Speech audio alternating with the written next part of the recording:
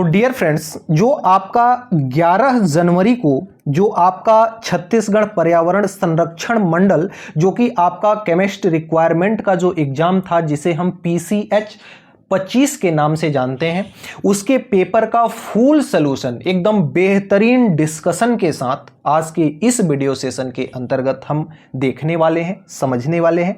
आइए वीडियो को स्टार्ट करते हैं। सबसे पहले एक चीज को आपको समझना पड़ेगा कि अगर क्या आप ये समझ रहे हैं कि क्या आपको प्रीवियस ईयर के क्वेश्चंस पेपर को देख करके, प्रीवियस ईयर के क्वेश्चंस पेपर को हल करके क्या आप किसी एग्जाम को पास कर सकते हैं? अगर आपके मन में ऐसा सोच है तो बिल्कुल ये गलत है, क्योंकि आज के दौर में कंपटीशन इतना ज्यादा, इतना हाई हो चुका है ना कि आज के दौर में अगर आप प्रीवियस ईयर क्वेश्चंस पेपर या थोड़ा बहुत अगर पढ़ करके सोचते हैं कि काम चला लेंगे तो बिल्कुल आप पूरी तरह से फेल हो जाएंगे। इसके लिए अगर सही रणनीति आपको बनानी है तो सिलेबस के अकॉर्डिंग आपको फैक्ट याद करना पड़ेगा। अगर आपको फैक्ट याद है ना तो जो आपके इस तरह के क्वेश्चंस जो बनेंगे आजकल के एग्जाम में आने वाले, निश्चित तौर पर आप एकदम फोड़ करके आ सकते हो। आइए समझते हैं। जो आपका प्रश्न पत्र लिया गया है, ये आपका सेट ए जो 11 जनवरी को सेट ए में पूछा गया प्रश्न है, उस सेट ए को लिया गया है। बाकी के सेट में जो भी प्रश्न है उनका क्रम थोड़ा बहुत इधर उधर हो सकता है। बाकी फुल डिस्कशन इस चैप्टर, इस पेपर का आपको इस वीडियो सेशन के अंतर्गत मिलेगा। आइए समझते हैं।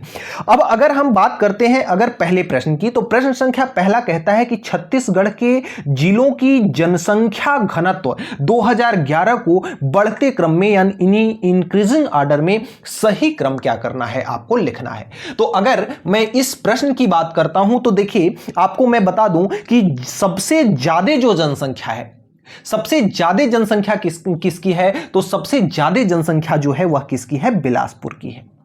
और सबसे कम जनसंख्या किसकी है, सबसे कम जनसंख्या किसकी है, आपके रायपुर की है। तो ऐसा विकल्प जिसमें पहले में M हो और दूसरे सबसे लास्ट में N हो, वह विकल्प आपका पूरी तरह से क्या हो जाएगा, सही हो जाएगा। तो पहले में M और दूसरे में N आपका पहले विकल्प में दिया हुआ है, तो इसका बिल्कुल पूरी तरह से राइट जवाब हो जाएगा पहला विकल्प।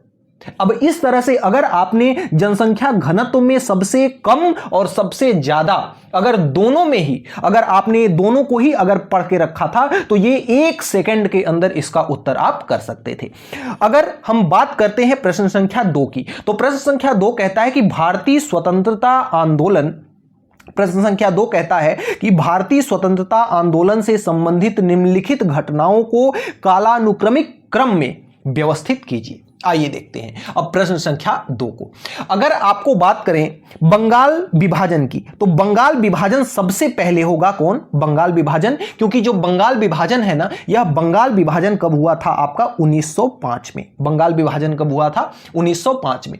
अगर हम बात करते हैं सूरत विभाजन की, तो जो सूरत विभाजन है ना, यह आपका हुआ था 1907 में। सूरत विभाजन कब हुआ था, 1907 में। और जो आपका लखनऊ समझौता है, लखनऊ समझौता आपका हुआ था 1916 में। 1900 कब हुआ था, 16 में। और जो आपका खिलाफत आंदोलन है ये आपका हुआ था 1919 में। अब आपको कमेंट बॉक्स में ये कमेंट करके बताना है कि 1919 में और एक कौन सा इंपॉर्टेंट कांड है इतिहास के अंतर्गत जो 1919 में हुआ था। कमेंट बॉक्स में कमेंट करके बताना है। अब आपको अगर इसको कालानुक्रमिक क्रम में अगर अरेंज करना है तो सबसे पहले आएगा 1905। सबसे पहले कौन आएगा आपका, 1905 आएगा। और 1905 में क्या है आपका बंगाल विभाजन, यानी L पहले आना चाहिए। और सबसे बाद में कौन आएगा, 1919 यानी कि खिलाफत आंदोलन। तो L पहले में, K बाद में, L पहले में और K बाद में। इसका ऑप्शन नंबर 1 पहला ही आपका क्या हो जाएगा, बिल्कुल सही जवाब हो जाएगा। Option number A is the correct answer.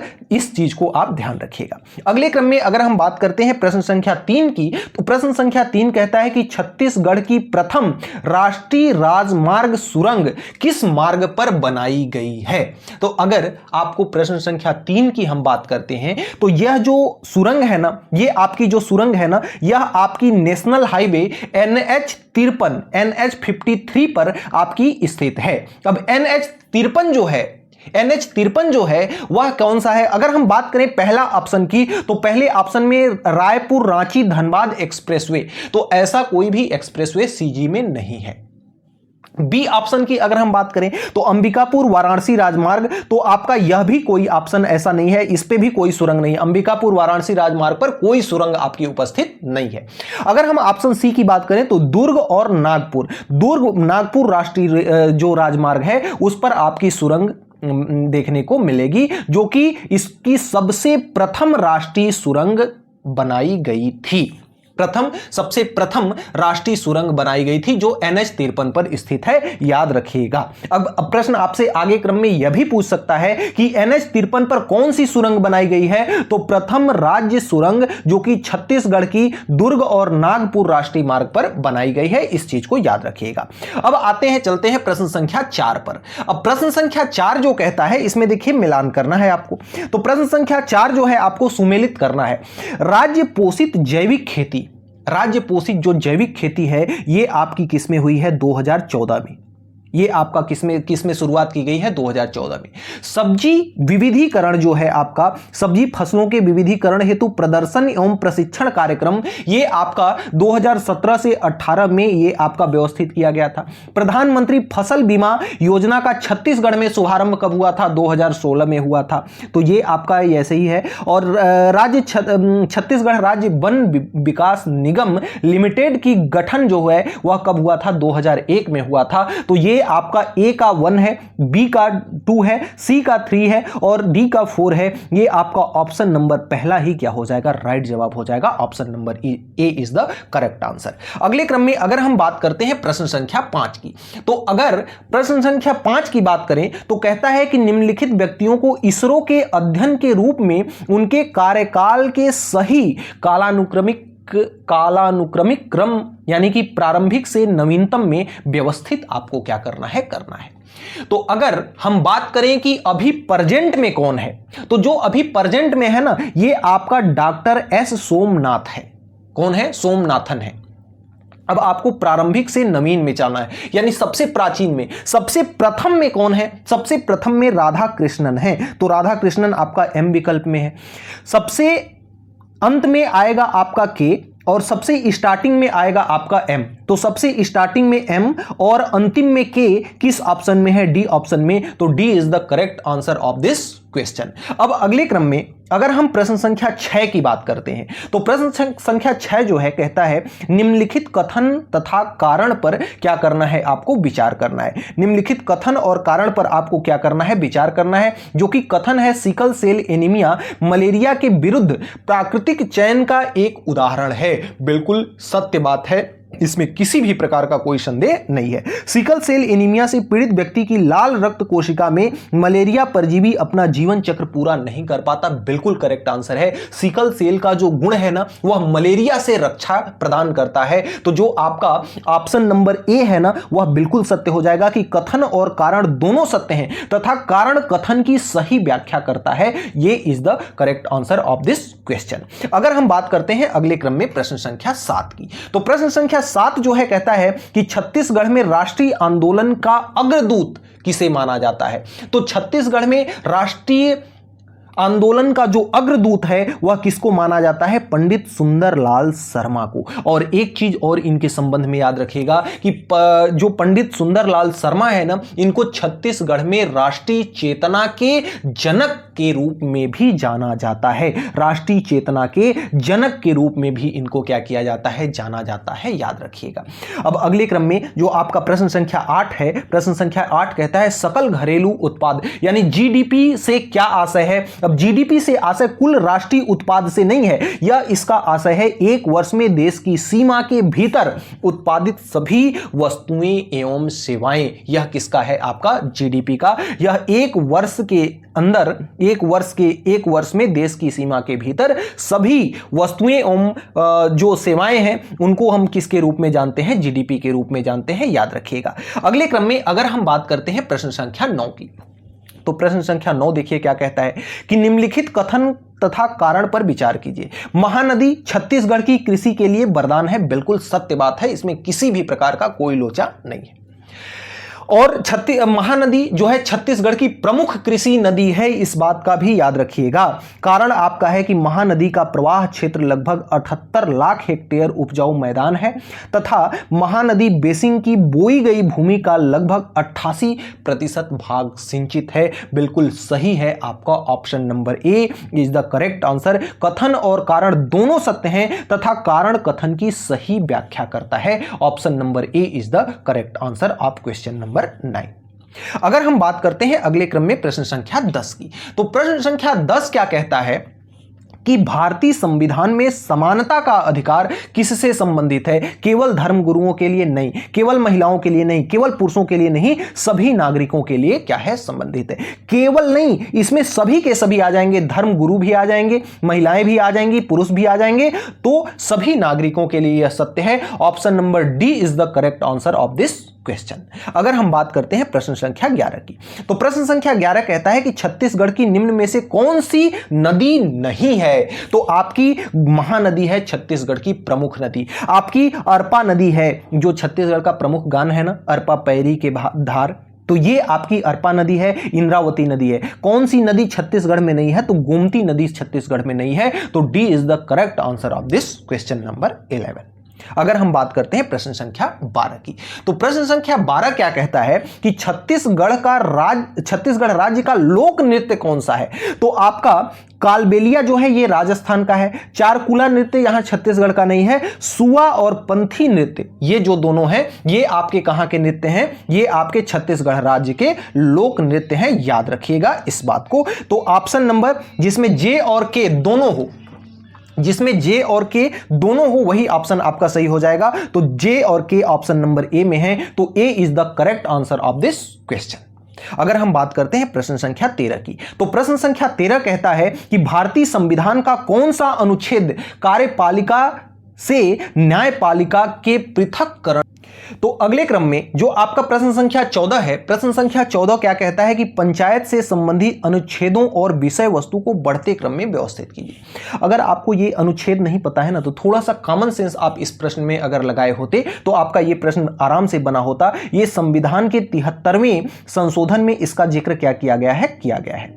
ठीक है, अब अगर यहां पे देखा जाए तो सबसे पहले आपको पंचायत की क्या करनी पड़ेगी? संरचना बनानी पड़ेगी, और पंचायत की संरचना जब हम बना लेंगे तो स्थानों का हमको क्या करना पड़ेगा? निर्धारण करना पड़ेगा, और जब स्थानों का हम निर्धारण कर लेंगे तो हमें पंचायत की अवधि फिक्स करना होगा, फिर हमें सदस्य की कितनी योग्यता होनी चाहिए उसको फिक्स करना होगा, फिर लास्ट में हम क्या करेंगे? निर्वाचन काम करेंगे। तो आपका सबसे पहले आपका एन और सबसे लास्ट में आपका एम, तो सबसे पहले एन और सबसे लास्ट में M, A is the correct answer of this question. तो अगले क्रम में आपका प्रश्न संख्या 15 जो है कहता है कि दिए गए शासकों में से विजयनगर साम्राज्य जो कि 1336 से 1565 ईस्वी तक चला से संबंधित शासकों की पहचान कीजिए। तो उसमें जो आपका कुलोतुंग प्रथम जो है ना, इनको छोड़कर बाकी ये तीनों हो जाएंगे जे के एम वाले ऑप्शन। ये जो आपके हैं ना, ये किस वंश से संबंधित हैं? तो ये आपके चोल वंश से संबंधित हैं। बाकी आपके विजयनगर साम्राज्य से संबंधित शासक हैं हरिहर प्रथम हो गए, कृष्णदेव राय हो गए, अच्युत देव राय हो गए, ये आपके क्या हो जाएंगे? विजयनगर साम्राज्य से संबंधित हो जाएंगे। तो जिसमें आपका ऑप्शन जे के और एम दिया हो, जे के एम आपका ऑप्शन नंबर सी में है, तो C is the correct answer of this question. अगर हम बात करते हैं अगले क्रम में प्रश्न संख्या 16 की, तो कहता है क्या प्रश्न संख्या 16 कि दिए गए अधिनियमों के लागू होने के वर्षों का सही क्रम क्या है? तो अगर हम बात करते हैं किसकी, अगर हम बात करते हैं इसमें वाटर, तो वाटर जो है आपका पानी का जो संरक्षण का जो एक्ट था ना, वह क्या था? 1974। तो ये आपका हो जाएगा 1974। अगर हम बात करते हैं एयर, तो एयर का हो जाएगा कितना? 1981। तो ये आपका हो जाएगा 1981। अगर हम बात करते हैं इन्वायरमेंटल की, तो इन्वायरमेंट का जो एक्ट है 1986 से संबंधित है, तो ये आपका हो गया 1986। अगर हम बात करते हैं किसकी? नेशन ग्रीन की, तो ये आपका हो जाएगा 2010। तो ये आपका क्या हो जाएगा? 2010। तो सबसे कम कौन सा है? 1974, जो कि वाटर है, जो कि एन वाला ऑप्शन है। और सबसे ज्यादा सबसे लास्ट में कौन है? तो के। तो सबसे पहले एन और सबसे लास्ट में के, तो सबसे पहले एन और लास्ट में के ये देखिए कई ऑप्शन में दिया हुआ है। तो अगर इसकी बात करें दूसरे में, तो दूसरे क्रम में आ जाएगा आपका एयर वाला। तो ये आपका जिसमें दूसरा में एयर हो, अब दूसरा में एयर देखिए ये दोनों में है, एक में लास्ट में एन और पहले में के और दूसरे में ओ। तो ये आपका option number C is the correct answer. C आपका क्या हो जाएगा, राइट आंसर हो जाएगा। अगर हम प्रश्न संख्या 17 की बात करते हैं तो प्रश्न संख्या 17 जो है कहता है कि छत्तीसगढ़ में कितने प्रतिशत कृषक परिवार लघु एवं सीमांत श्रेणी में आते हैं। तो जो आपका 80% कृषक परिवार हैं वह लघु एवं सीमांत में आते हैं, याद रखिएगा। अगर हम बात करते हैं प्रश्न संख्या 18 की, तो बस्तर के पठार की प्रमुख नदियां, तो बस्तर के पठार की जो प्रमुख नदियां हैं वह कौन सी हैं? वह आपकी इंद्रावती भी है और सोंदूर भी है और आपकी सबरी नदी भी है, लेकिन गोपद नहीं है। तो ये आपका जिसमें तीनों ऑप्शन हो जे के और एल, तो जे के एल किस में है? ऑप्शन नंबर बी में है। तो option number B is the correct answer. Option number B is the correct answer. अगर हम बात करते हैं अगले क्रम में, तो अगले क्रम की बात करें तो कहता है निम्नलिखित में से अभौतिक संस्कृति का उदाहरण नहीं है। तो देखिए धर्म जो है क्या भौतिक वस्तु है क्या? अभौतिक संस्कृति का उदाहरण नहीं है। अभौतिक यानी जो भौतिक ना हो। तो यहां पे धर्म क्या है? भौतिक है। मूल्य और विश्वास क्या है? ये भौतिक है क्या? अभौतिक है ना। तो ये क्या है? अभौतिक है। भौतिक का मतलब जिसको छू सके, जिसको स्पर्श कर सके, जिसको देख सके, ठीक है ना। तो यहां पर धर्म को हम छू सकते हैं क्या? नहीं। तो ये अभौतिक है। जो अभौतिक नहीं है उसको सेलेक्ट करना है। तो ये अभौतिक है धर्म। मूल और विश्वास को क्या हम छू सकते हैं क्या? नहीं, ये फीलिंग है। तो ये भी अभौतिक है। परंपराएं जो है इनको भी हम देख सकते हैं क्या? छू सकते हैं क्या? नहीं। तो ये भी अभौतिक है। भौतिक कौन है? आपका मोबाइल है। इसी को पहचानना है। तो D is the correct answer. D is the आपका right answer. D option is the right answer. अगले क्रम में अगर प्रश्न संख्या 20 की बात करें तो वर्तमान छत्तीसगढ़ क्षेत्र में ब्रॉडगेज रेल मार्ग पर रेल सेवाओं का प्रारंभ किस वर्ष में हुआ? तो आप लोग याद रखिएगा 1828 में जो आपका ब्रॉडगेज रेल मार्ग है उस पर रेलवे सेवाएं क्या करी गई? प्रारंभ करी गई। अब आता है प्रश्न संख्या 21। प्रश्न संख्या 21 जो है कहता है कि आपका जो है ये कथन और कारण वाला सवाल है। कथन कहता है 3 सितंबर 2025 को 26वीं जीएसटी परिषद की बैठक में बड़े सुधार किए गए। बड़े सुधार क्या किए गए? इसमें किए गए। कारण क्या कहता है कि 4 स्तरीय कर संरचना 5%, 12%, 18% और 28% को हटाकर 2 स्तरीय 5% और 18% प्रणाली क्या की गई? लागू करी गई। तो इसका जो ऑप्शन नंबर डी है ना वह क्या हो जाएगा? बिल्कुल करेक्ट आंसर हो जाएगा। जो कथन है ना वह असत्य है, ऐसा कुछ नहीं है।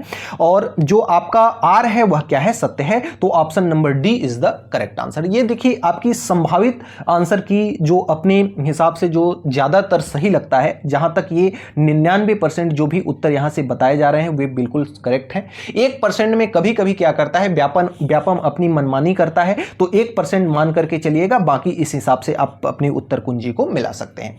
अगर हम बात करते हैं अगले क्रम में प्रश्न संख्या 22 की, तो प्रश्न संख्या 22 इसमें देखिए त्योहारों का क्रम पूछ रहा है। जनवरी से दिसंबर तक मनाए जाने वाले त्योहारों का सही क्रम बताइए।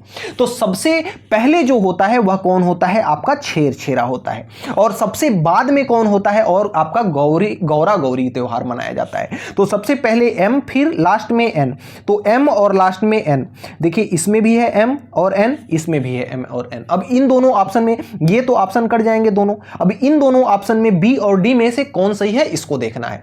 तो छेरछेरा के बाद आता है आपका कौन सा त्योहार? छेरछेरा के बाद आता है हरेली। हरेली किसमें है? के में। तो एम के बाद जिसमें के होगा वो सही होगा। तो इसमें भी एम के बाद के है, इसमें भी एम के बाद के है। तो ये चलिए ये भी ऑप्शन, ये भी तरीका हमारा काम नहीं करेगा। अब हरेली के बाद क्या आता है? हरेली के बाद आता है आपका पोला। अब पोला कौन ऑप्शन में है? एल है, एल में है। तो तीसरे नंबर में एल, तो तीसरे नंबर में यहां भी एल है और तीसरे नंबर में यहां भी एल है। हो सकता है यहां पे टाइपिंग मिस्टेक हो गई होगी। प्रश्न संख्या 22 की एक बार मैं हमारे पास प्रश्न पत्र रखा हुआ है, प्रश्न पत्र में मैं जरा मिला लेता हूं इसका ऑप्शन नंबर कौन सा है आपका। हाँ, तो ये आपका ऑप्शन नंबर बी इसका क्या हो जाएगा? Option number B is the correct answer. D option थोड़ा सा मेरे से गलत मिसप्रिंट हो गया है, तो इसको आप लोग सुधार लीजिएगा। तो B is the correct answer. अगले क्रम में अगर हम बात करते हैं प्रश्न संख्या 23 की, तो जो आपका प्रश्न संख्या 23 है ना, यह कहता है कि आपको मिलान करना है और जो मिलान का सही क्रम है उसको बताना है आपको। तो बलवंत राय मेहता समिति का जो गठन हुआ कब हुआ? 1957 में। ये आपका मिला करके ही इसमें टाइप हुआ है, तो आप इसको समझ लीजिएगा कि ए का कौन है? थर्ड है। और आपका अशोक मेहता जो समिति है उसका गठन हुआ 1977 में। जो आपका जीवी के राव समिति है उसका 1986 में। और जो आपका LM सिंघवी समिति है उसका 1985 में। तो इसका क्रम A का 3 और B का क्या है 4 है। तो A का 3 और B का 4, option number D is the correct answer. Option number D is the correct answer. अगले क्रम में चलते हैं, देखते हैं प्रश्न संख्या 24 को। प्रश्न संख्या 24 जो है कहता है कि छत्तीसगढ़ के इतिहास में महत्वपूर्ण व्यक्तित्व निम्न में से कौन से नहीं हैं। तो आपके सुंदरलाल शर्मा छत्तीसगढ़ से संबंधित हैं, बामन राव लाखे ये भी छत्तीसगढ़ से संबंधित हैं, माखनलाल चतुर्वेदी ये छत्तीसगढ़ से संबंधित नहीं है, डॉक्टर खूबचंद बघेल ये भी छत्तीसगढ़ से संबंधित हैं। जो नहीं है उसको छांटना है। तो गलत का भाई गलत answer, C is the correct answer.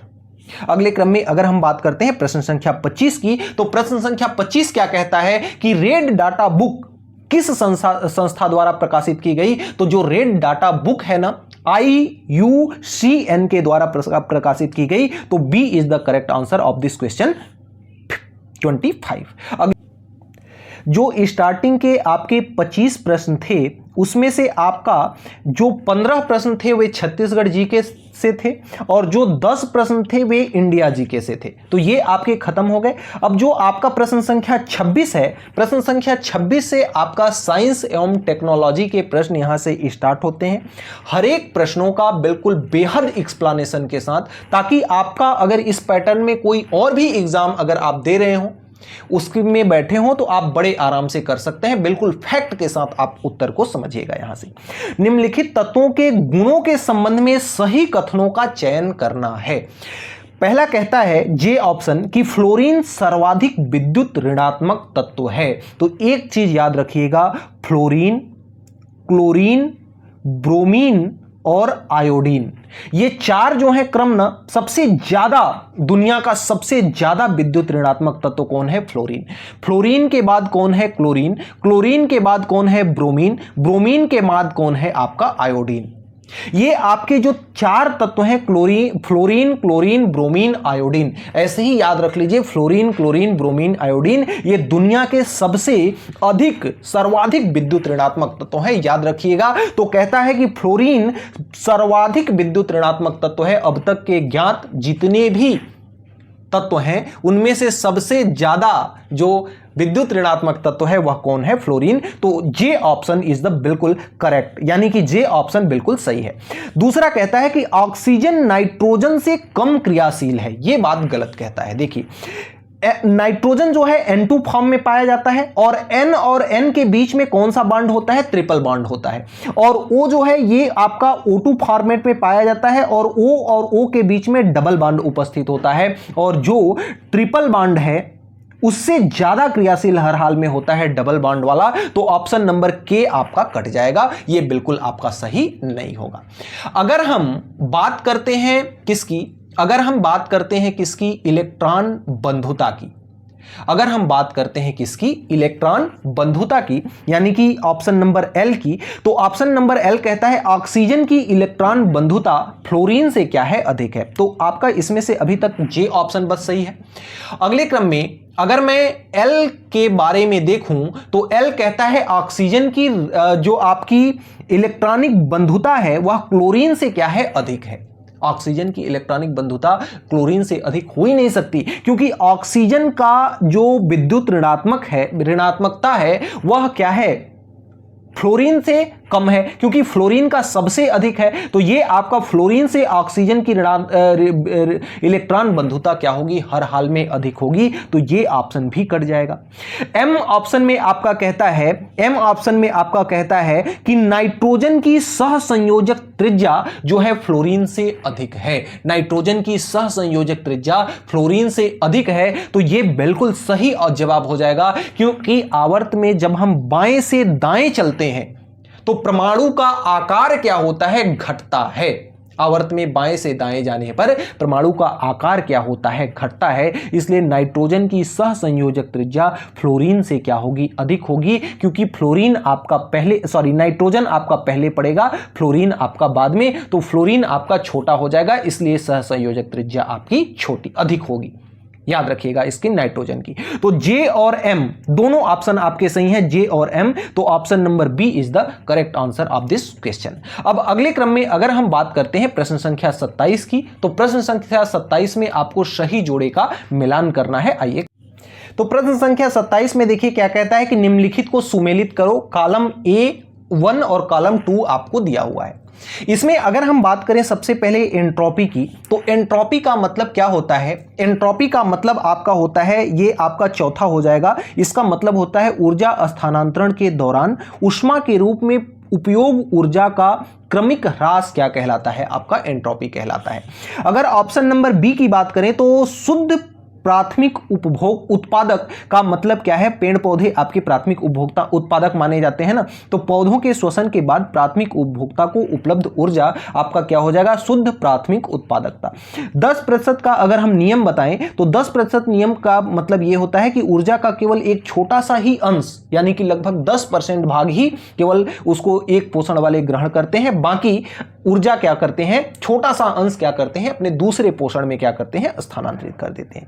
सकल प्राथमिक उत्पादकता प्रकाश संश्लेषण के माध्यम से स्वपोषी द्वारा ग्रहण की गई कुल ऊर्जा, ये आपका दूसरा विकल्प हो जाएगा। तो पहले का 4, दूसरे का 3, तो पहले का 4 और दूसरे का 3 किस विकल्प में दिया हुआ है? मात्र ऑप्शन नंबर सी में है। तो सी इज द आपका correct answer of this question. अगर अगले क्रम में हम प्रश्न संख्या 28 की बात करें, तो प्रश्न संख्या 28 आपका है,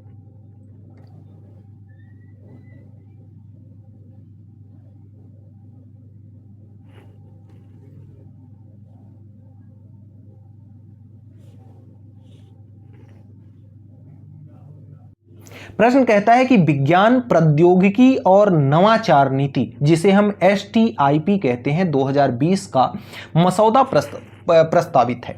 तो वैज्ञानिक डेटा तक पहुंच को प्रतिबंधित करना बिल्कुल नहीं है। वैश्विक संस्थानों के साथ सहयोग को कम करना बिल्कुल नेगेटिव प्रश्न है। राष्ट्रीय अनुसंधान संस्थानों को निजीकरण करना यह भी नेगेटिव हो जाएगा, बी हो जाएगा। खुले विज्ञान और एक राष्ट्र एक सदस्यता पहल को क्या करना? बढ़ावा देना। इसका मुख्य उद्देश्य क्या है पता है? शोध पत्रों तक सार्वजनिक पहुंच बनाना और भारत में ज्ञान लोकतंत्रीकरण करना, इसका क्या है? प्रमुख उद्देश्य है। इस चीज को आप क्या करेंगे? याद रखेंगे। बिल्कुल राइट जवाब ऑप्शन नंबर क्या हो जाएगा? बी हो जाएगा। अगले क्रम में प्रश्न संख्या 29 जो है, प्रश्न संख्या 29 कहता है कि अंतरापर्शक पेशियां मदद करती हैं। तो अंतरास्पर्शक जो पेशियां होती हैं वह किसमें मदद करती हैं? अगर हम बात करते हैं उत्सर्जन की, तो उत्सर्जन का कार्य कौन करता है? आपका किडनी हो गया, आपका त्वचा हो गया, आपका फेफड़े हो गया। तो ये आपका ऑप्शन कट जाएगा। अगर हम बात करें परिसंचरण की, तो जो आपका परिसंचरण होता है ना, परिसंचरण किसके द्वारा होता है? तो परिसंचरण जो होता है आपके हृदय के द्वारा होता है। किसके द्वारा होता है? हृदय के द्वारा होता है, ये याद रखिएगा। अगर हम बात करते हैं पाचन की, तो जो आपकी पाचन की क्रिया होती है ना, यह आपका डायाफ्राम और आंत की पेशियां करती हैं। तो ये भी ऑप्शन आपका कट जाएगा। तो बी ऑप्शन जो है आपका श्वसन की क्रिया जो होती है ना, ये पसलियों के द्वारा होती है, पसलियों के बीच में होती है, जिसे हम कहते हैं अंतरास्पर्शक पेशियां। तो आपका इसका ऑप्शन नंबर बी क्या हो जाएगा? Correct answer. अगर प्रश्न संख्या 30 की बात करते हैं, तो प्रश्न संख्या 30 कहता है कि एक संधारित्र अनंत प्रतिरोध के रूप में कार्य करता है। ध्यान से समझिएगा कि संधारित्र में एक धनात्मक प्लेट होती है और एक कैसी प्लेट होती है? ऋणात्मक प्लेट होती है। तो इसमें धन भी होता है, इसमें ऋण भी होता है। तो कुल मिलाकर के एक शॉर्ट ट्रिक याद रखिएगा कि जिसमें धन और ऋण दोनों होते हैं, उसको हम क्या कहते हैं? बैटरी कहते हैं। और बैटरी में कौन सा करंट होता है? बैटरी में डीसी करंट होता है। तो केवल डीसी सिग्नलों के लिए यह काम करेगा। Option number A is the correct answer. अगर हम बात करते हैं प्रश्न संख्या 31 की, तो प्रश्न संख्या जो आपका 31 है, प्रश्न संख्या आपका जो 31 है, प्रश्न संख्या 31 कहता है कि एक्सरे के संबंध में निम्नलिखित में से कौन सा कथन सत्य है? एक्सरे के संबंध में निम्नलिखित में से कौन सा कथन आपका सत्य है? आइए देखते हैं इसके। तो आपका अगर हम प्रश्न संख्या 31 के ऑप्शन को देखें, तो इस सी ऑप्शन कहता है कि इसकी भेदन शक्ति बहुत कम होती है। नहीं, गलत जवाब। एक्सरे की जो भेदन शक्ति होती है ना, वह बहुत अधिक होती है, ना कि बहुत कम। बी ऑप्शन कहता है कि यह विद्युत और चुंबकीय क्षेत्र द्वारा परिक्षेपित होता है। तो बिल्कुल नहीं, एक्सरे पर किसी भी प्रकार का कोई आवेश नहीं होता, इसलिए इसे ई और बी क्षेत्र नहीं मोड़ सकते, यानी कि विद्युत और चुंबकीय क्षेत्र इसको नहीं मोड़ सकते। तो ये आपका बी ऑप्शन भी कट जाएगा। ऑप्शन नंबर ए जो है, ऑप्शन नंबर ए कहता है कि यह 0.01 nm से 10 nm तक तरंग दैर्ध्य के अनावेशित विद्युत चुंबकीय विकिरण का एक रूप है। तो option number A is the बिल्कुल राइट जवाब हो जाएगा, ऑप्शन नंबर ए। एक्सरे विद्युत चुंबकीय तरंगे होती हैं, ये बिल्कुल याद रखिएगा। कैसी तरंगे होती हैं? विद्युत चुंबकीय तरंगे, इन पर कोई आवेश नहीं होता, इनकी तरंग दैर्ध्य बहुत कम होती है। इनकी तरंग दैर्ध्य क्या होती है? बहुत कम, यानी कि 0.0 nm यानी कि नैनोमीटर से 10 नैनोमीटर के बीच में होता है। इसका तरंग दैर्ध्य बहुत कम होता है, लेकिन इसकी भेदन शक्ति कम नहीं बहुत अधिक होती है। तो ऑप्शन नंबर ए इसका क्या हो जाएगा? करेक्ट आंसर हो जाएगा। अगर अगले क्रम में हम बात करें प्रश्न संख्या 32 की, तो कहता है कि पौधों निम्नलिखित खनिज तत्वों का ट्रेस एलिमेंट के रूप में क्या किया जाता है? जाना जाता है। तो आप इसके लिए क्या करेंगे? याद रखेंगे ऑप्शन नंबर डी को। ऑप्शन नंबर डी क्या कहता है कि एल और एम, एल में क्या है आपका Fe यानी कि लोहा, जिंक और आपका बोरान, लोहा, जिंक और क्या हो जाएगा? आपका बोरान हो जाएगा। और दूसरे में आपका क्या है? कॉपर और मोमेंडम, ये आपका क्या हो जाएगा? बिल्कुल सही जवाब हो जाएगा, ऑप्शन नंबर डी। में अगर हम बात करते हैं प्रश्न संख्या 33 की, तो कहता है नाभिकीय संलयन अभिक्रिया के दौरान क्या होता है? समझिएगा, एक भारी नाभिक तापीय न्यूट्रॉनों की बमबारी से टूटता है। संलयन का मतलब होता है जुड़ना, ना कि टूटना। तो यहां भी टूटने की बात कर रहा है, विभक्त होना, यहां भी टूटने की बात कर रहा है, यहां भी क्या कर रहा है? टूटने की बात कर रहा है। तो ऑप्शन नंबर बी क्या होता है? सही आंसर हो जाता है। दो हल्के नाभिक मिलकर एक भारी नाभिक व अन्य उत्पाद बनाते हैं। और ये जो नाभिकीय संलयन होता है ना, आपके सूर्य देव में भी नाभिकीय संलयन पाया जाता है। सूर्य के चमकने का कारण क्या है? आपका नाभिकीय संलयन है। और इसका ऑप्शन नंबर बी क्या हो जाएगा? आपका सही जवाब हो जाएगा। अगले क्रम में प्रश्न संख्या 34 है, कहता है कि किसी दिए हुए तापक्रम एवं समान सांद्रता पर अग्रगामी अभिक्रिया की दर प्रतीप अभिक्रिया से दोगुनी है। के साम्यावस्था है। अगर इस संबंध में हम साम्यावस्था के लिए देखें तो के बराबर आपका होता है अग्रगामी दर डिवाइड बाई आपका होता है प्रतीप दर। अग्रगामी दर डिवाइड बाई प्रतीप दर।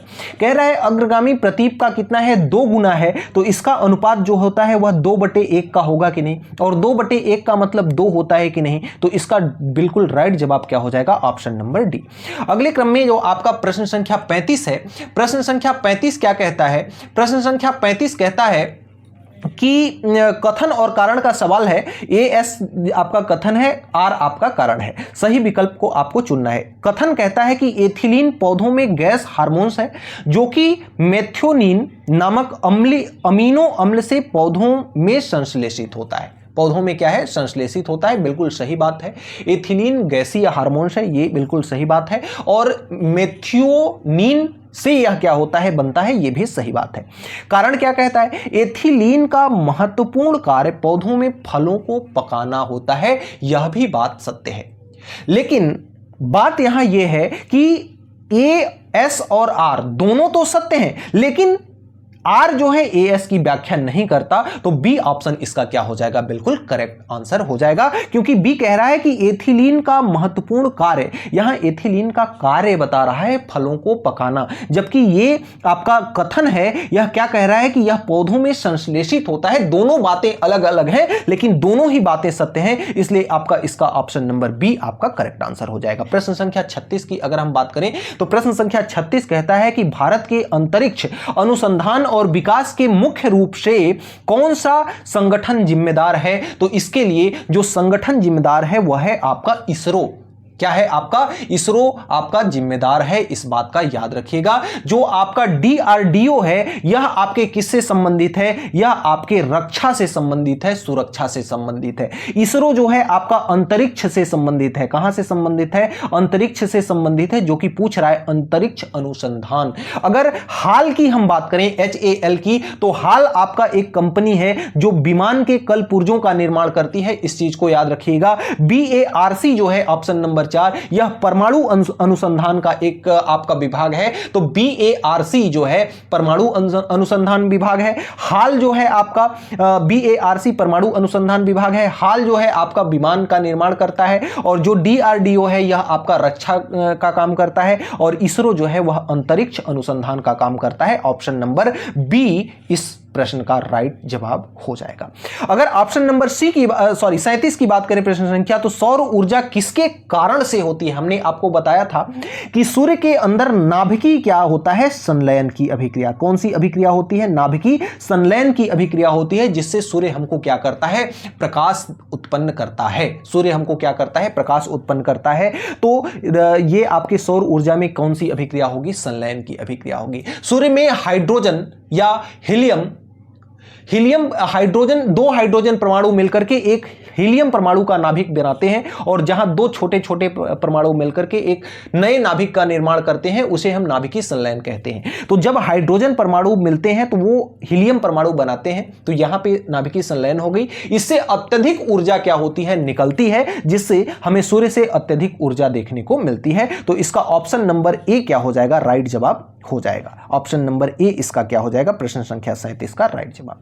प्रश्न संख्या 38 की बात करें तो प्रश्न संख्या 38 कहता है क्या कि नगण्य आंतरिक प्रतिरोध की एक 12 वोल्ट की बैटरी, यानी बैटरी का मान कितना है? 12 वोल्ट, और 3 प्रतिरोध 4 के, 6 के और 12 के प्रतिरोधों को समांतर क्रम संयोजन से जुड़ी हुई है। संयुक्त सर्किट प्रतिरोध एवं बैटरी द्वारा प्रदान की जाने वाली विद्युत शक्ति को ज्ञात करने के लिए जो सूत्र होता है, ना, वह क्या होता है? शक्ति P बराबर आपका होता है कितना? V² divide by R।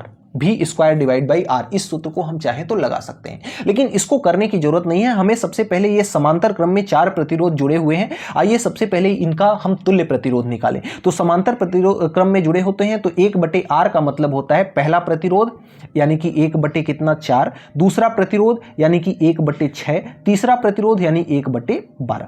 इन तीनों का एलसीएम कितना हो जाएगा? 12 हो जाएगा। 4 में 12 का भाग करेंगे 3 हो जाएगा, ऊपर में 1 का गुणा होगा, यहां 2 होगा, यहां पे 1 होगा। तो 3 3 6 बटे कितना आ गया? आपका 12 आ गया, यानी कि 1 बटे कितना आ गया? 2। नीचे R है, नीचे यहां पे 2 है, तो R का मान कितना है? 2 यहां पर 2 के केवल बी ऑप्शन में आपका दिया हुआ है, तो इसका ऑप्शन नंबर बी क्या हो जाएगा? करेक्ट आंसर हो जाएगा। बस इतना ट्रिक के साथ आप प्रश्न को क्या करोगे? हल करोगे। अगर हम बात करते हैं प्रश्न संख्या 39 की, तो प्रश्न संख्या 39 आपका क्या कहता है? प्रश्न संख्या 39 आपका कहता है कि निम्नलिखित में से कौन सी आईटी आधारित सेवा किसानों को मौसम पूर्वानुमान क्या करती है? मौसम का पूर्वानुमान लगाने के लिए आपका पूर्वानुमान और फसल की कीमतों और कृषि सलाह तक पहुंचने में क्या करती है? मदद करती है। अगर हम बात करते हैं ई-नाम की, ENAM की बात करते हैं, तो ये जो सेवा है यह किससे संबंधित है? यह सेवा है आपके बाजार से संबंधित। किससे संबंधित है? बाजार के से संबंधित है।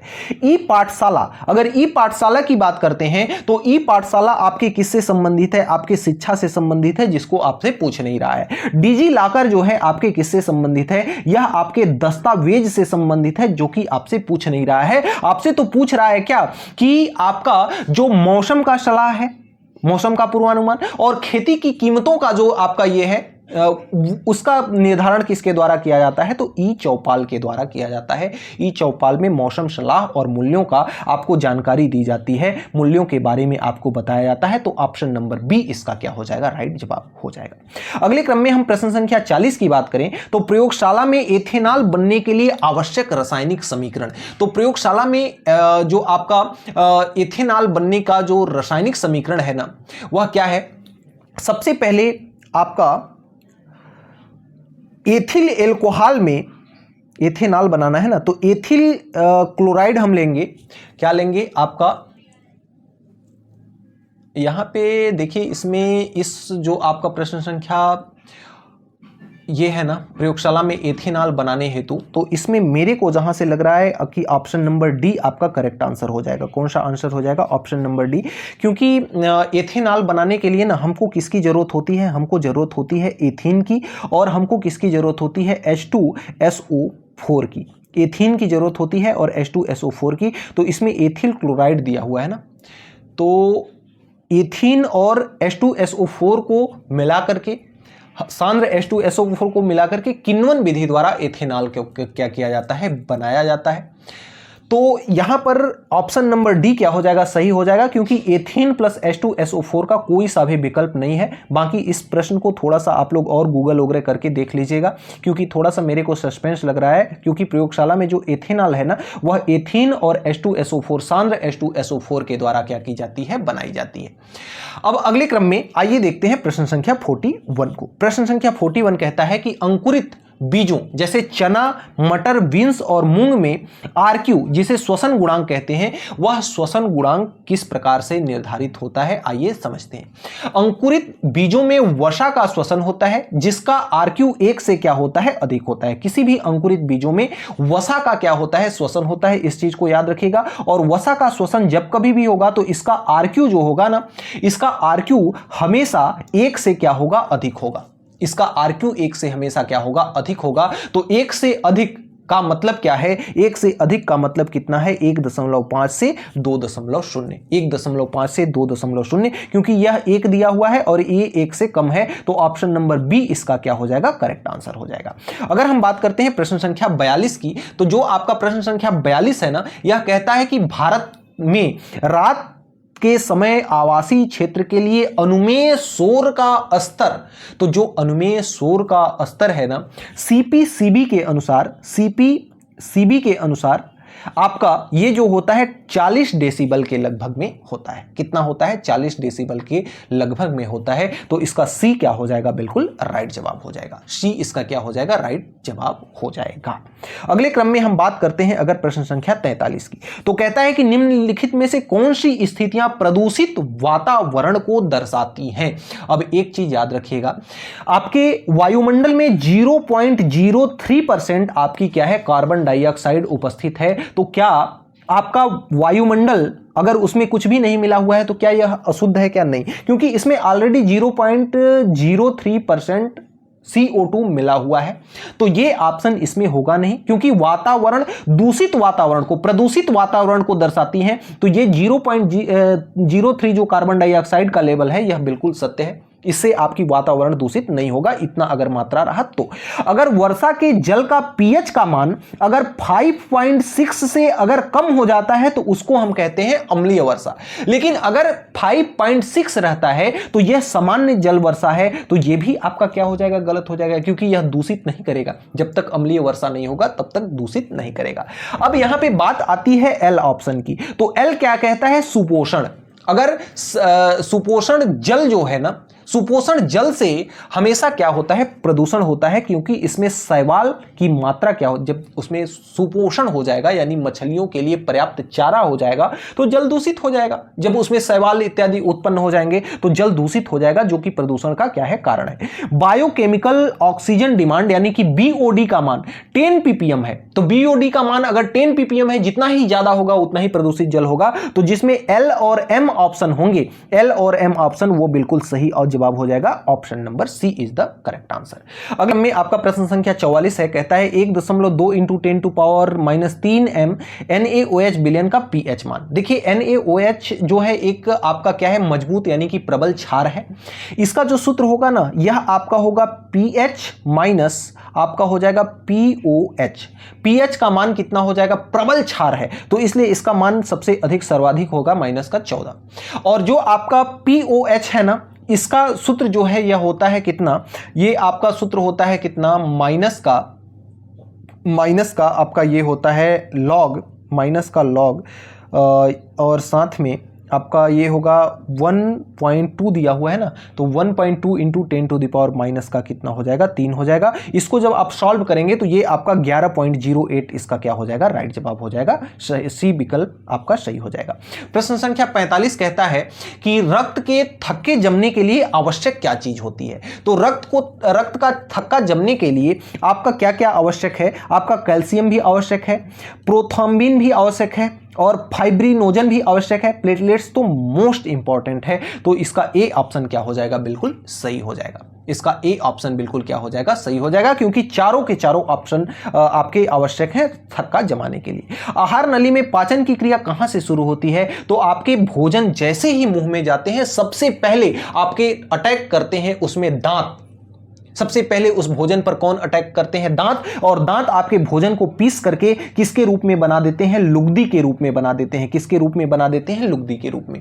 तो आपकी जो मुख गुहा है, दांत कहां पाए जाते हैं? मुख गुहा में। तो मुख गुहा से ही भोजन का पाचन क्या हो जाता है? शुरू हो जाता है। सबसे पहले लार में आपकी टाइलिन एंजाइम जो होता है लार में आपका मिलता है, जो लाला ग्रंथि से होता है। ठीक है, जो स्टार्च का पाचन करता है। लार से क्या होता है? स्टार्च का पाचन होता है। तो स्टार्च का पाचन यहीं से शुरू हो जाता है। कहां? मुख गुहा से। तो इस बात को याद रखिएगा। अगले क्रम में आपका प्रश्न संख्या 47 है कि हृदय में मांसपेशियों के द्वारा रक्त के प्रवेश एवं महाधमनी के द्वारा रक्त के निगम का जो सही क्रम। देखिए, सबसे पहले जो रक्त है वह कहां आता है? सिस्टमैटिक शिराओं में आता है। तो नंबर 1 इसको हम दे देंगे।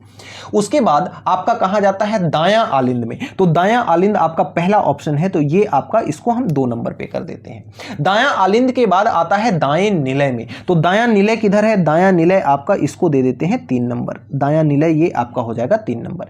फिर आपका आता है बाएं आलिंद में, फिर बाएं निलय में। तो ये 4 नंबर और ये 5 नंबर। तो 1 नंबर पर है ओ, तो 1 नंबर में ओ, बी और सी में है। 2 नंबर पर कौन है? के है। तो 2 नंबर में के आपका सी ऑप्शन में दिया हुआ है। तो C is the correct answer of this question. अगले क्रम में हम बात करते हैं प्रश्न संख्या 48 की। तो नीचे दिए गए कथन पीवीसी पॉलीथीन एवं टेफ्लॉन बहुलकों से संबंधित है। पीवीसी टेफ्लॉन बहुलकों से संबंधित है। ये आपका ये क्या कहता है कि ये सभी थर्मोप्लास्टिक है। बिल्कुल सही बात है, थर्मोप्लास्टिक है। जो आपका पीवीसी, पॉलीथीन और टेफ्लॉन हैं, ये आपके थर्मोप्लास्टिक हैं। ये बात सत्य है। अगर हम बात करें के की, तो ये आपका योगात्मक बहुलीकरण द्वारा बनाए जाते हैं। ये भी सत्य बात है। और दूसरी बात कहती है कि सभी में कार्बन, हाइड्रोजन एवं क्लोरीन होते हैं। कार्बन और हाइड्रोजन तो होंगे, लेकिन क्लोरीन इसमें नहीं होगा सभी में। तो ये आपका एल वाला कट जाएगा। अगला कहता है कि सिर्फ टेफ्लॉन में नॉन स्टिक, न चिपकने वाला गुण होता है। तो बिल्कुल सही बात है। तो ये ऑप्शन जे, के और एम, जे के एम किसमें है? जे के एम ऑप्शन नंबर सी में है। तो C is the correct answer of this question. अगले क्रम में हम बात करते हैं 39 नंबर के प्रश्न की। तो नाभिकीय रिएक्टर में, नाभिकीय रिएक्टर में क्या होता है? ध्यान से समझिएगा। पहला ऑप्शन कहता है कि भारी जल का उपयोग मंदक के रूप में किया जाता है। बिल्कुल सत्य बात है, इसमें किसी भी प्रकार का कोई दिक्कत नहीं है। भारी जल को मंदक के रूप में उपयोग किया जाता है। कैडमियम क्षणों का उपयोग न्यूट्रॉनों को धीमा करने के लिए किया जाता है। बिल्कुल गलत बात है। कैडमियम का उपयोग, कैडमियम क्षण का उपयोग आपके न्यूट्रॉन अवशोषण को धीमा नहीं करता है। अगर हम बात करें शीतलक की, तो शीतलक का उपयोग न्यूट्रॉनों को धीमा करने के लिए किया जाता है। नहीं, गलत बात है। मंदक का उपयोग न्यूट्रॉनों को धीमा करने के लिए किया जाता है, यानी कि भारी जल का उपयोग न्यूट्रॉनों को धीमा करने के लिए किया जाता है। तो जे और एम ऑप्शन आपके करेक्ट हो जाएंगे। जे और एम किस में दिए हुए हैं? आपके जे और एम ऑप्शन आपके सी विकल्प में जे और एम है ना। तो यहां एल मिसप्रिंट हो गया है, यहां पे जे होगा ना। आपके बुक में क्वेश्चन शीट में जे दिया हुआ है। तो option number C is the correct answer of this question. अगले क्रम में इसके 50वें प्रश्न की अगर हम बात करते हैं, तो 50वां प्रश्न क्या कहता है? 50वां प्रश्न आपका कहता है क्या? 50वां प्रश्न आपका कहता है कि जो निम्नलिखित में से कौन सा उर्वरक फसलों को नाइट्रोजन प्रदान करता है? निम्नलिखित में से कौन सा उर्वरक फसलों को नाइट्रोजन आपका देता है?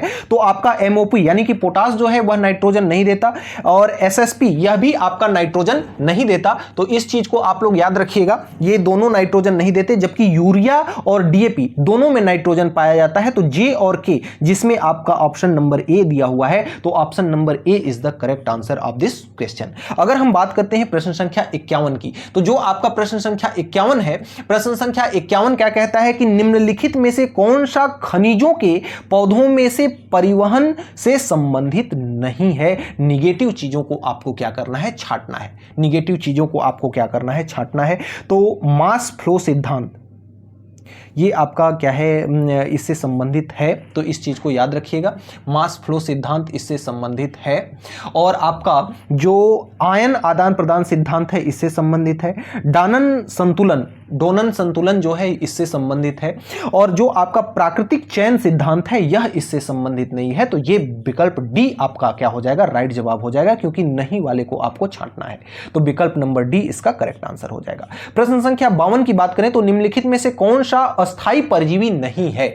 निम्नलिखित में से कौन सा अस्थायी परजीवी नहीं है। तो ये आपका अस्थाई परजीवी कौन सा नहीं है, आइए देखते हैं। तो इसमें जो आपका ग्लोचिडियम लार्वा जो है यह आपका अस्थाई परजीवी नहीं है, इस बात को भी आप याद रखिएगा। जो आपका पहला ऑप्शन दिया है एस्केरिसिस, तो एस्केरिसिस जो है आपका एस्केरिस जो है यह मानव आंत में अस्थाई परजीवी, यह कहां पाया जाता है, मानव आंत में पाया जाता है, याद रखिएगा, जो कि अस्थाई परजीवी है। जूं जो है मानव शरीर में पाया जाता है, जो कि अस्थाई परजीवी है यह भी। और जो आपका ये गाय का टिक जिसको किलनी कहते हैं, तो यह भी अस्थाई परजीवी है। इसमें से जो अस्थाई परजीवी नहीं है यह आपका क्या है, लार्वा है, इस चीज को याद रखिएगा। प्रश्न संख्या 53 आपका है, कहता है कि सीमेंट का प्रमुख घटक, तो सीमेंट का प्रमुख घटक आपका क्या है, कैल्शियम का ऑक्साइड जो है सीमेंट का प्रमुख घटक है। Option number C is the correct answer, बिल्कुल याद रखिएगा। CaO जिसे हम चूना कहते हैं, तो चूना जो है कैल्शियम ऑक्साइड, इसका सीमेंट में लगभग 60 से 65% उपयोग किया जाता है और अन्य बाकी में अन्य घटक होते हैं। अगले क्रम में बात करें अगर हम प्रश्न संख्या 54 की, तो प्रश्न संख्या 54 कहता है कि मॉन्ट्रियल प्रोटोकॉल जो मानव गतिविधियों से ओजोन परत की क्या करता है, रक्षा करता है, उचित कार्रवाई के लिए कहता है, किस वर्ष में पारित किया गया। तो ये जो मॉन्ट्रियल प्रोटोकॉल है यह 1900 के कब पारित किया गया, 1987 में पारित किया गया, जो कि आपके मानव गतिविधियों से ओजोन परत की रक्षा हेतु क्या करता है, उचित कार्रवाई करता है, मॉन्ट्रियल प्रोटोकॉल। और वियना कन्वेंशन जो है वह 1985 में हुआ था, तो याद रखिएगा 1985 किससे संबंधित है, वियना कन्वेंशन। अगर हम बात करते हैं अगले क्रम में प्रश्न संख्या 55 की, तो निम्नलिखित में से कौन सा एक नवीकरणीय ऊर्जा स्रोत है। तो निम्नलिखित में से कौन नवीकरणीय ऊर्जा स्रोत है। नवीकरणीय ऊर्जा स्रोत का मतलब कि जिसे फिर से पुनः पैदा किया जा सके। अब देखिए जो आपका पेट्रोलियम है खत्म हो जाने के बाद क्या फिर से उसको पैदा कर सकते हैं क्या, नहीं। कोयला जो है उसको खत्म हो जाने के बाद फिर से पैदा कर सकते हैं क्या, नहीं। प्राकृतिक गैस फिर से पैदा की जाती है क्या, नहीं। सौर ऊर्जा जितनी बार सुबह होगी फिर से वह नई ऊर्जा के रूप में आपको देखने को मिलेगी, जिसे हम नवीकरणीय ऊर्जा कहते हैं। तो option number D for Denmark is the correct answer. अगले क्रम में अगर हम बात करते हैं प्रश्न संख्या 56 की, तो चिपको आंदोलन किससे संबंधित है। तो जो आपका चिपको आंदोलन है ना, यह चिपको आंदोलन किससे संबंधित है, पादप वन संरक्षण से संबंधित है। याद रखिएगा जब वनों की कटाई हो रही थी ना, तो वहां के लोग जो थे वह पेड़ों के साथ चिपक जाते थे, जिसे हम चिपको आंदोलन के नाम से जानते हैं। तो पादप वन संरक्षण से इसका संबंध है। अगले क्रम में प्रश्न संख्या 57 है, कहता है कि भारत में हरित क्रांति मुख्यतः किस रूप में किस फसल पर केंद्रित थी। तो जो आपकी गेहूं है, गेहूं फसल पर केंद्रित थी। तो सी फॉर आपका कैलिफोर्निया आपका करेक्ट आंसर हो जाएगा, सी फॉर कैलिफोर्निया। अगर हम बात करते हैं प्रश्न संख्या 58 की, तो प्रश्न संख्या 58 क्या कहता है। और एक चीज और याद रखिएगा इसके संबंध में जो आपका हरित क्रांति है, यह हरित क्रांति सबसे पहले कहां की गई। यह आपका सबसे पहले पंजाब में देखने को मिली, फिर आपका हरियाणा में देखने को मिली, फिर आपका पश्चिमी यूपी में देखने को मिली। और उपज की जो किस्में थी इसमें ये आपकी HY भी प्रकार की किस्में थी। इस चीज को भी याद रखिएगा हरित क्रांति के रूप में। यह सबसे पहले पंजाब, हरियाणा और पश्चिमी यूपी में इसे शुरू किया गया। और उच्च उपज वाली किस्में जो हैं HY भी किस्में होती हैं। ये प्रश्न आप याद रखिएगा, इससे संबंधित आप परीक्षा में पूछा जाता है, इंपॉर्टेंट है। अगले क्रम में आपका 58 नंबर का प्रश्न कहता है जनसंख्या के आकार को निर्धारित न करने वाला कारक कौन है। इसमें भी देखिए निगेटिव आपको चुनना है। देखिए बर्थ डेट जो है ना, इससे आकार क्या होता है, बदलता है। बर्थ डेट से क्या होता है, आकार आपका बदलता है। तो यहां पे प्रवास इसका क्या हो जाएगा, राइट जवाब हो जाएगा। प्रवास इसका क्या हो जाएगा, राइट जवाब हो जाएगा। सामान्य स्थानांतरण शब्दों को अकेले निर्धारण नहीं किया जाता। मृत्यु दर, प्रवासन और आगमन ये आपका आकार को निर्धारण नहीं करते हैं। तो इसका राइट जवाब हो जाएगा आपका प्रवास। अगले क्रम में अगर हम प्रश्न संख्या 59 की बात करें, तो फिर से आपका कथन और कारण वाला प्रश्न आ गया। जल प्रदूषण का मापन BOD द्वारा किया जाता है, बायोकेमिकल ऑक्सीजन डिमांड के द्वारा किया जाता है, बिल्कुल सही है। यदि BOD अधिक है तो जल क्या होता है, प्रदूषित है, बिल्कुल ये दोनों बातें सत्य हैं। और जो आपका आर है, कारण है, वह कथन की सही से व्याख्या करता है। तो इसका ऑप्शन नंबर ए क्या हो जाएगा, करेक्ट आंसर हो जाएगा। प्रश्न संख्या 60 जो है वह कहता है कि पहला भारतीय उपग्रह आर्यभट्ट कब प्रक्षेपित किया गया? तो आर्यभट्ट को सबसे सर्वप्रथम कब प्रक्षेपित किया गया था? 1975 में प्रक्षेपित किया गया था। तो आपका ऑप्शन नंबर सी क्या हो जाएगा? राइट जवाब हो जाएगा प्रश्न संख्या 60 का। अब इसके परिप्रेक्ष्य में अगर एक आध संदर्भ और याद करें तो इसको किसके द्वारा प्रतिक्षेपित किया गया था? तो सोवियत संघ के द्वारा प्रतिक्षेपित किया गया, याद रखिएगा। यह भारत का पहला उपग्रह था, इसको भी याद रखिएगा। आइए चलते हैं प्रश्न संख्या 61 पर। अगले क्रम में आपका जो प्रश्न संख्या 61 है, कहता है कि क्लोरीन और क्लोराइड आयन, क्लोरीन और क्लोराइड आयन में क्या अंतर है? क्लोरीन को हम Cl से प्रदर्शित करते हैं और क्लोराइड आयन में Cl माइनस हो जाता है, यानी एक इलेक्ट्रॉन बढ़ जाता है। में कौन सा उप परमाणु कण समान संख्या में होता है? ध्यान से समझिएगा। Cl में जो इलेक्ट्रॉन है ना, Cl का परमाणु क्रमांक 17 होता है, तो Cl में 17 इलेक्ट्रॉन और Cl माइनस में कितने इलेक्ट्रॉन हो जाएंगे? Cl माइनस में 18 इलेक्ट्रॉन हो जाएंगे, क्योंकि एक इलेक्ट्रॉन अधिक है। लेकिन अगर हम बात करें, ये इलेक्ट्रॉन है, अगर हम बात करें प्रोटॉन की यानी P+ की, तो इसमें 17 प्रोटॉन और 17 क्या होते हैं? इसमें भी प्रोटॉन। प्रोटॉन की संख्या तो बदलती नहीं है, और प्रोटॉन या न्यूट्रॉन इसमें कितने होंगे? 17 होंगे, याद रखिएगा। यानी प्रोटॉन और न्यूट्रॉन नहीं बदलेंगे, इलेक्ट्रॉन इसका क्या हो जाएगा? बदल जाएगा। आइए समझते हैं विकल्प को। अगर ऑप्शन नंबर ए की बात करें तो केवल इलेक्ट्रॉन और प्रोटॉन, इलेक्ट्रॉन तो आपका बदल जाएगा, इसमें 17 है, इसमें 18, तो ये ऑप्शन कट जाएगा। केवल प्रोटॉन और न्यूट्रॉन, तो प्रोटॉन और न्यूट्रॉनों की संख्या क्या होगी? हमेशा समान होगी, चाहे कुछ भी हो जाए, प्रोटॉन और न्यूट्रॉन की संख्या आपकी समान होगी। तो ऑप्शन नंबर बी क्या हो जाएगा? सही जवाब हो जाएगा। सी भी देख लेते हैं, इसमें भी देखिए इलेक्ट्रॉन आ गया, ये भी कट जाएगा, इसमें भी इलेक्ट्रॉन आ गया, तो सी और डी कट जाएगा। इसका केवल और केवल ऑप्शन नंबर कौन सा सही होगा? ऑप्शन नंबर बी इसका करेक्ट आंसर हो जाएगा। अगले क्रम में जो प्रश्न संख्या 62 है, कहता है शून्य क्रम की प्रतिक्रिया के लिए अर्ध जीवन यानी अर्ध आयु काल किस पर निर्भर करता है? तो अभिक्रिया की प्रारंभिक सांद्रता पर निर्भर करता है। इस बात को आप याद रखिएगा, किस पर निर्भर करता है? अभिक्रिया के प्रारंभिक सांद्रता पर निर्भर करता है। अगले क्रम में बात करें प्रश्न संख्या 63 की, सोडियम पामीटेट साबुन का सही रासायनिक सूत्र। सबसे पहले अगर हम सोडियम पामीटेट की बात करें तो जो सोडियम पामीटेट का सूत्र होता है वह कितना होता है? C15H31COOH। ये आपका सोडियम पामीटेट, सोडियम नहीं, पामीटेट का क्या होता है? पामीटेट अम्ल का सूत्र होता है। अगर इसमें हम इसका सोडियम साबुन बनाएं यानी सोडियम से अभिक्रिया कराएं तो ये सीधे सीधे हो जाएगा C15H31COOH को विस्थापित करके इसमें क्या आ जाएगा? Na आ जाएगा, जो सोडियम पामीटेट साबुन का क्या हो जाएगा? सही रासायनिक सूत्र हो जाएगा, जो कि ऑप्शन नंबर ए में दिया हुआ है। अगर इसमें हम नॉर्मल साबुन की बात करें तो नॉर्मल साबुन का जो सूत्र होता है C17H35 और COONA होता है। लेकिन यहां पर सोडियम पामीटेट को अगर बीच में मेंशन कर दिया है तो ऑप्शन नंबर ए इसका क्या हो जाएगा? करेक्ट आंसर हो जाएगा। अगले क्रम में अगर हम प्रश्न संख्या 64 की बात करें तो प्रश्न संख्या 64 कहता है उच्च सांद्रित शुद्ध एसिटिक एसिड को क्या कहते हैं? तो जब एसिटिक एसिड के सूत्र की अगर हम बात करें तो एसिटिक एसिड का सूत्र होता है CH3COOH। ये आपका होता है एसिटिक एसिड का सूत्र।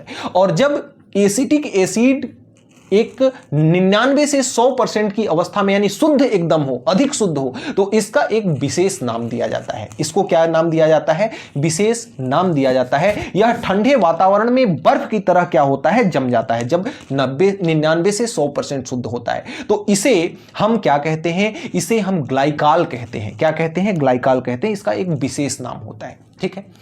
अब अगर हम बात करें इसके ऑप्शन की तो हमने इसको बताया कि जब अत्यधिक शुद्ध हो, यहां पे शुद्ध की बात कर रहा है ना, तो अत्यधिक जब शुद्ध होता है तो इसको हम ग्लाइकाल कहते हैं। क्या कहते हैं? ग्लाइकाल। तो यही ऑप्शन नंबर डी में कह रहा है कि ग्लेशियल एसिटिक एसिड, तो ग्लाइकाल को ही हम ग्लेशियल एसिटिक एसिड कहते हैं। तो option number D is the इसका correct answer. Option number D is the correct answer of question number 64।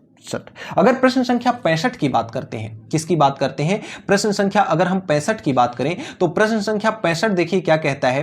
प्रश्न संख्या 65 कहता है कि भारत में कृषि अनुसंधान और प्रसार संस्थाओं का के विकास को कालानुक्रमिक क्रम में आपको क्या करना है? व्यवस्थित करना है। सबसे पहले स्थापित किया गया किसको? सबसे पहले स्थापित किया गया किसको? IARI, जो कि पहला ऑप्शन दिया हुआ है। कौन? IARI, जिसकी स्थापना कब की गई थी? जिसकी स्थापना की गई थी 1905 में। 1900 कब की गई थी? 5 में। अगर हम बात करें आईसीआर की स्थापना, तो जो आईसीआर की स्थापना की गई 1929 में की गई। कब की गई? 1929 में की गई। अगर हम बात करते हैं कृषि विश्वविद्यालय, जो कि हरित क्रांति के समय में इसकी स्थापना की गई, कृषि विश्वविद्यालय की स्थापना की गई 1960 में। कब की गई? 1960 में। अगर हम बात करें केबीएस यानी कृषि विज्ञान केंद्रों की स्थापना, तो जो कृषि विज्ञान केंद्रों की स्थापना है ना, यह 1974 में की गई। कब की गई? 1974 में। और डिजिटल कृषि मिशन की स्थापना कब की गई? 2021 में, हाल फिलहाल में की गई 2021 में। अब जो सही क्रम क्या है, सबसे पहले के, फिर एल, फिर एम, फिर एन, फिर ओ, के एल एम एन ओ। तो के एल एम एन ओ आपका ऑप्शन नंबर बी है। तो बी इज द क्या होगा? Correct answer. B is correct answer of question number 65। अगर हम अगले क्रम में बात करते हैं क्वेश्चन नंबर 66 की, तो क्वेश्चन नंबर 66 कहता है निम्नलिखित में से कौन से उपग्रह भारतीय रिमोट सेटिंग जिसे आईआरएस श्रृंखला से संबंधित है? तो आईआरएस श्रृंखला से संबंधित आईआरएस फर्स्ट ए भी संबंधित है, और आईआरएस P6 भी संबंधित है, और आपका इनसेट 3D ये संबंधित नहीं है, और आपका कार्टोसेट 2 यह भी संबंधित है। तो जिसमें आपका आई, के और एम आपका मिल रहा हो, सॉरी जे, के और एम मिल रहा हो एल को छोड़कर, तो वह आपका ऑप्शन सही हो जाएगा जे, के, एम। तो जे, के, एम किस ऑप्शन में है? ऑप्शन नंबर डी में है। तो option number D is the correct answer of this question. अगले क्रम की बात करें प्रश्न संख्या 67 की, तो निम्नलिखित में से कौन सा जीवाश्म ईंधन है? कौन सा जीवाश्म ईंधन है? अगर अगले क्रम में बात करें प्रश्न संख्या 67 की, तो निम्न में से कौन सा जीवाश्म ईंधन है? कोयला जीवाश्म ईंधन है, बायोगैस जीवाश्म ईंधन है, और डीजल जीवाश्म ईंधन है, लेकिन हवा जीवाश्म ईंधन नहीं है। तो जे, के और एल, जे, के, एल किस ऑप्शन में है? जे, के, एल ऑप्शन नंबर डी में है। तो option number D is the correct answer. अगले क्रम में हम प्रश्न संख्या अगर 68 की बात करें, तो कहता है कि निम्नलिखित को सुमेलित कीजिए। तो निम्नलिखित को जब आप सुमेलित करेंगे, तो यहां पर विशिष्ट प्रतिरोध किससे संबंधित है? विशिष्ट प्रतिरोध आपका आर ए बटे एल से संबंधित है, R into A divide by L से संबंधित है। ए का कौन सा है आपका, सॉरी ए यहां है ना विशिष्ट प्रतिरोध, तो ए का कौन सा होगा आपका? चौथा। ए का चौथा किसमें? ऑप्शन नंबर ए में केवल दिया है, तो A is the correct answer. अगले क्रम में अगर हम 59 की बात करें, तो 59वां प्रश्न कहता है कि अभिक्रिया, रासायनिक अभिक्रिया की दर की वृद्धि कब होगी? रासायनिक अभिक्रिया की दर की वृद्धि कब होगी? जब धनात्मक उत्प्रेरक उसमें मिलेगा, तब आपकी रासायनिक अभिक्रिया की दर की वृद्धि होगी। Option number B is the correct answer. 70वां प्रश्न कहता है ग्रीन हाउस प्रभाव किसके कारण होता है? तो ग्रीन हाउस प्रभाव जो है केवल इंफ्रारेड किरणों के कारण, इंफ्रारेड विकिरणों के कारण होता है। हरे पौधे आपका ग्रीन हाउस प्रभाव नहीं करते। एक्स विकिरण और यूवी रे इससे कोई लेना देना नहीं है। आपकी इंफ्रारेड किरणें जो हैं, option number C is the correct answer of question number 70। अगर हम बात करते हैं अगले क्रम में क्वेश्चन नंबर 71 की, तो जो क्वेश्चन नंबर 71 है कहता है कि द्वितीयक बैटरी के विकास को उनके आविष्कारों के अनुसार अवरोही क्रम में क्या करना है? लिखना है। तो सबसे पहले लेड एसिड बैटरी का निर्माण हुआ। लेड एसिड जो आपका लेड एसिड बैटरी है, जो कि आपका ऑप्शन नंबर ओ है। लेड एसिड बैटरी की अगर बात करें, तो ये आपका आविष्कार हुआ था 1859 में। लेड एसिड बैटरी का आविष्कार कब हुआ था? 1859 में, याद रखिएगा, ये आपका मुख्य है। फिर आपका आता है कौन सा? Nickel cadmium. फिर आता है आपका निकेल कैडमियम। तो निकेल कैडमियम आपका ऑप्शन एन है। और फिर आपका आता है निकेल मेटल। फिर आपका इसके बाद सबसे लास्ट में जो आपका आता है ना, वो पॉलीमर वाला आता है, यानी के सबसे लास्ट में होगा, ओ सबसे पहले होगा। तो ओ सबसे पहले और के सबसे लास्ट में, option number D is the correct answer of this question. अगर अगले क्रम में 72वें प्रश्न की बात करें, तो एक प्रकाश तरंग यात्रा कर सकती है, कथन में क्या संबंधित है? तो अगर हम बात करते हैं केवल बी, यानी कि केवल बी का मतलब क्या है? ए का मतलब निर्वात, बी का मतलब क्या है? केवल निर्वात में। तो ये आपका केवल निर्वात नहीं, ये आपका ऑप्शन हो जाएगा ए और सी में। ए में क्या है? निर्वात में भी चल सकती है और भौतिक माध्यमों में चल सकती है। निर्वात में और भौतिक माध्यमों में ये आपका कट जाएगा, केवल वाला ऑप्शन। केवल वाला ऑप्शन दोनों कट जाएगा, ये दोनों में चल सकती है, इसलिए बी, ए और सी आपका क्या हो जाएगा? करेक्ट आंसर हो जाएगा। 73वां प्रश्न है कि निम्नलिखित में से कौन सा जीवाश्म ईंधन है? जीवाश्म ईंधन कौन सा है? ये देखिए, मेरे को लगता है प्रश्न संख्या ये मिसप्रिंट हो गया था। चलिए इसको तो मैंने बता ही दिया था, हवा को छोड़कर के बाकी सब है। JKL आपका क्या हो जाएगा? राइट जवाब हो जाएगा। एक आपका ये चाहे जिस भी प्रश्न का आपका गलत मिसप्रिंट हुआ होगा, ये आपका प्रश्न संख्या 67 को मिलाइएगा एक बार। प्रश्न संख्या 67 में क्या हमने यही लिख दिया है क्या? हाँ, प्रश्न संख्या 67 थोड़ा सा आपका गलत हो जाएगा। इसमें देखिए प्रश्न संख्या 67 में क्या दिया हुआ है आपका? प्रश्न संख्या 67 दिया हुआ है ऊर्जा, निम्नलिखित ऊर्जा संसाधनों के विकास को समयानुसार क्रम में लगाना है। तो आपको जल विद्युत सबसे पहले हो जाएगा। प्रश्न संख्या मैं 67 की बात करता हूं, इसको आप लोग यहां से मिला लीजिएगा, स्क्रीन पर आ रहा है। निम्नलिखित ऊर्जा संसाधनों के विकास का समयानुक्रम, सबसे पहले जल विद्युत परियोजना हो जाएगी, फिर उसके बाद तापीय विद्युत परियोजना हो जाएगी, फिर उसके बाद परमाणु 20वीं सदी वाली हो जाएगी, फिर आपकी पवन ऊर्जा हो जाएगी। ये बिल्कुल सही क्रम में दिया हुआ है। तो KLMNO ऑप्शन नंबर ए इसका क्या हो जाएगा? करेक्ट आंसर हो जाएगा। इस चीज को आप याद रखिएगा। अगले क्रम में आइए देखते हैं कौन सा प्रश्न तक हमने कर लिया था। हाँ, बैटरी वाला हमने कर लिया था, इसको भी हमने कर लिया था, 73 भी कर लिया था। अब आइए चलते हैं प्रश्न संख्या 74 में। प्रश्न संख्या 74 जो है, प्रश्न संख्या 74 कहता है कि जो आपका एंटी डायूरेटिक हार्मोन है, जिसे ADH कहते हैं, की मात्रा बढ़ने पर क्या होता है? तो ADH की जो मात्रा जब शरीर में बढ़ जाती है तो अधिक सांद्र मूत्र आपका क्या करता है? बनता है। तो ऑप्शन नंबर बी इसका क्या हो जाएगा? करेक्ट आंसर हो जाएगा। अगले क्रम में अगर हम प्रश्न संख्या 75 की बात करें, तो ऑप्टिकल फाइबर में प्रकाश संचरण किसके कारण होता है? तो यह किसके कारण होता है? पूर्ण आंतरिक परावर्तन के कारण होता है। ऑप्शन नंबर बी इसका भी क्या हो जाएगा? करेक्ट आंसर हो जाएगा। अगले क्रम में अगर हम बात करते हैं प्रश्न संख्या 76 की, तो कृषि एवं ग्रामीण विकास गतिविधियों का आपको क्या करना है? मिलान करना है। महात्मा गांधी राष्ट्रीय ग्रामीण रोजगार गारंटी अधिनियम, ये आपका किससे है? रोजगार से है। ये आपका किससे है? आपके रोजगार से है। और रोजगार किसमें दिया हुआ है? हाँ, ये पहला ही है, ये अरेंज किया हुआ है। नाबार्ड का मतलब किससे है? आपका नाबार्ड आपका शीर्ष बैंक है ना, तो ये आपका शीर्ष बैंक 2 में दिया ही है।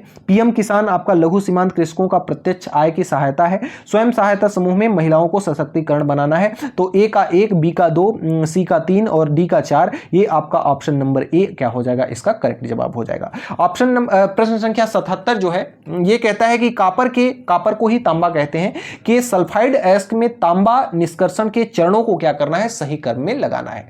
सबसे पहले इसका क्या किया जाता है? प्रोजेस्टेरोन किया जाता है इसका। तो जो इसका पहला ऑप्शन, इसका ऑप्शन नंबर, सबसे पहले इसका क्या किया जाता है? भर्जन। सबसे पहले इसका हम क्या करते हैं? भर्जन करते हैं। सॉरी, एक सेकेंड, सबसे पहले इसका 1 मिनट, झाग प्लवन भी दिया हुआ है ना। तो प्रश्न संख्या 77 की बात करें तो सबसे पहला इस पे क्या हो जाएगा? झाग प्लवन। झाग प्लवन के बाद क्या किया जाता है? भर्जन किया जाता है। तो भर्जन 2 नंबर पे हो जाएगा। भर्जन के बाद आपका प्रगलन किया जाएगा, तो प्रगलन आपका 3 नंबर में हो गया। और प्रगलन के बाद क्या किया जाएगा? ये आपका बेसेमेराइजेशन किया जाएगा, तो ये 4 नंबर पर। लास्ट में सबसे होता है विद्युत अपघटनीय शोधन। तो सबसे पहले झाग प्लवन, फिर विद्युत अपघटनीय शोधन। L सबसे पहले, K लास्ट में। तो L सबसे पहले, K लास्ट में। Option number A is the correct answer of this question. अगले क्रम में प्रश्न संख्या 78 की बात करें, तो ये आपको हार्मोन्स और ग्रंथियों का मिलान करना है। अगर हम बात करते हैं किसकी? Corpus luteum. तो कार्पल्स ल्यूटियम जो है, ये आपका बनाता है प्रोजेस्टेरोन। क्या बनाता है? प्रोजेस्टेरोन बनाता है। अगर अग्न्याशय की अल्फा कोशिकाएं की बात करें, तो ये बनाती हैं ग्लूकागॉन। ये क्या बनाती हैं? ग्लूकागॉन बनाती हैं। तो A का 2 और B का 3 हो जाएगा। टेस्टोस्टेरोन कौन बनाता है? टेस्टोस्टेरोन बनाता है नर जनन तंत्र और विकास का परिवर्धन, ये हो जाएगा। B का क्या हो जाएगा? इसका आपका इंसुलिन हो जाएगा। D का क्या हो जाएगा? अग्न्याशय की बीटा कोशिकाएं क्या बनाती हैं? इंसुलिन बनाती हैं। तो A का 2, B का 3 और C का 4, A का 2, B का 3 और C का 4 कौन से ऑप्शन में है? आपका ऑप्शन नंबर आपका कौन सा है? B is the correct answer, option number B। अगर हम बात करते हैं प्रश्न संख्या 79 की, तो जनन तंत्र से संबंधित भागों का क्या करना है? मिलान करना है। तो जनन तंत्र से संबंधित फैलोपियन ट्यूब जो है ना, फैलोपियन ट्यूब में क्या किया जाता है? निषेचन किया जाता है। तो पहले का चौथा आपका ऑप्शन नंबर केवल और केवल सी में उपस्थित है, तो इसलिए सी विकल्प क्या हो जाएगा? सही हो जाएगा। पीयूष ग्रंथि में आपका क्या बनता है, FSH बनता है, तो इसका ऑप्शन नंबर 3 हो जाएगा। ओव्यूल्यूशन, ओव्यूल्यूशन कहाँ होता है आपका LH में, ओव्यूल्यूशन कहाँ होता है आपका LH में हो जाता है। प्रोजेस्टेरॉन कहाँ बनता है, कार्पल्स ल्यूटियम में बनता है। ये चीज आप याद रखिएगा, ऑप्शन नंबर बी इसका करेक्ट आंसर। प्रश्न संख्या 80 की बात करते हैं, तो अनुवांशिक लक्षणों के संबंध में बड़ी से छोटी इकाइयों का जो सही क्रम है, प्रश्न संख्या आपका कौन सा है, ये 80। तो 80 की बात करें अगर, तो ये आपका 80 जो है अनुवांशिक लक्षणों के संबंध में बड़ी से छोटी कोशिकाएं, तो सबसे बड़ी कोशिकाएं कौन सी हैं, सबसे बड़ी कोशिका आपकी कौन है, DNA है। बड़ी से छोटी इकाई में जाना है ना, तो सबसे बड़ी कौन है आपका DNA। DNA के बाद आपका क्या है, क्रोमोसोम्स। क्रोमोसोम्स का मतलब आपका क्या हो जाएगा, गुणसूत्र, तो ये आपका क्रोमोसोम हो जाएगा। क्रोमोसोम के बाद आपका हो जाएगा जीन, जीन के बाद आपका क्या हो जाएगा, आपका जीन के बाद आपका हो जाएगा कोशिका, और कोशिका के बाद क्या हो जाएगा, केंद्रक। कोशिका के बाद क्या हो जाएगा, केंद्रक। सबसे बड़ी आपकी DNA, फिर गुणसूत्र, फिर उसके बाद जीन, फिर कोशिका, फिर केंद्रक। अब यानी कि DNA O किसमें सबसे पहले है, तो O आपका एक ऑप्शन केवल B में आपका सबसे पहले है, तो B is the correct answer. इसमें एक ऑप्शन छूट गया है, उसको लिख लीजिएगा, B इसका सही जवाब हो जाएगा। प्रश्न संख्या 81 की बात करें, तो प्रश्न संख्या 81 में जो खगोलीय दूरदर्शी में अभिदृश्यक लेंस की फोकस दूरी है, वह फोकस दूरी हमेशा अभिदृश्यक लेंस की फोकस दूरी से अधिक होती है। अभिदृश्यक लेंस की फोकस दूरी हमेशा नेत्रिका लेंस से क्या होती है, अधिक होती है। Option number C is the correct answer of question number 81। अगर 82 नंबर के प्रश्न की बात करें, तो कहता है किस अंतरिक्ष आरक्षित जैवमंडल के क्षेत्र हैं, किसी आरक्षित जैवमंडल के क्षेत्र जो हैं वह कौन है। आरक्षित जैवमंडल के जो क्षेत्र हैं वह कौन है, बफर क्षेत्र है, और वह कौन है, कोर क्षेत्र है, और कौन से हैं आपके संक्रमण क्षेत्र भी हैं, लेकिन संरक्षित क्षेत्र इसमें से कट जाएगा। तो JKL जिस ऑप्शन में होगा, डी ऑप्शन इसका क्या हो जाएगा, करेक्ट आंसर हो जाएगा, ऑप्शन नंबर डी। अगर बात करते हैं प्रश्न संख्या 83 की, कथन और कारण है, तो ये आपकी एक अभिक्रिया दिया है जिसमें अमोनिया बनता है। अमोनिया बनने की अभिक्रिया है, अभिक्रिया में दाब बढ़ाने पर साम्यावस्था उत्पाद की ओर क्या होती है, जाती है, उत्पाद की ओर जाती है। ये हैबर प्रक्रम का एक सवाल है। अगर हम दाब बढ़ाते हैं ना, तो दाब बढ़ाने पर कम मोल की ओर जो होती है, इसकी क्या होती है, साम्यावस्था विस्थापित होती है। ले सातेली सिद्धांत के अनुसार तंत्र परिवर्तन का विरोध करता है। इसका ऑप्शन नंबर ए सही हो जाएगा। दोनों सत्य हैं, और ये आर जो है, जो ला सेतेली नियम है, इसकी क्या करता है, व्याख्या करता है। Option number A is the correct answer. अगले क्रम में अगर हम 84 की बात करें, तो 84 कहता है निम्नलिखित तत्वों का विद्युत ऋणात्मकता के बढ़ते क्रम को क्या करना है, व्यवस्थित करना है। सबसे पहले क्रम में आपको क्या रखना है, हमने बताया था कि क्या, फ्लोरीन, क्लोरीन, ब्रोमीन और आयोडीन, ये 4 मिल जाए ना, तो सबसे पहले इस रूप में इसको अरेंज करना है। तो इसमें देखिए फ्लोरीन दिया हुआ है, फ्लोरीन को सबसे टॉप पे रखना है विद्युत ऋणात्मकता में, सॉरी, ये विद्युत ऋणात्मकता के बढ़ते क्रम में, यानी सबसे ज्यादा किसका है, फ्लोरीन का, तो बढ़ते क्रम में रखना है, तो सबसे ज्यादा वाले को सबसे लास्ट में रखेंगे ना, तो फ्लोरीन सबसे लास्ट में हो जाएगा। लेकिन अगर सबसे कम की बात करें, तो सबसे कम जो होता है वो होता है फास्फोरस।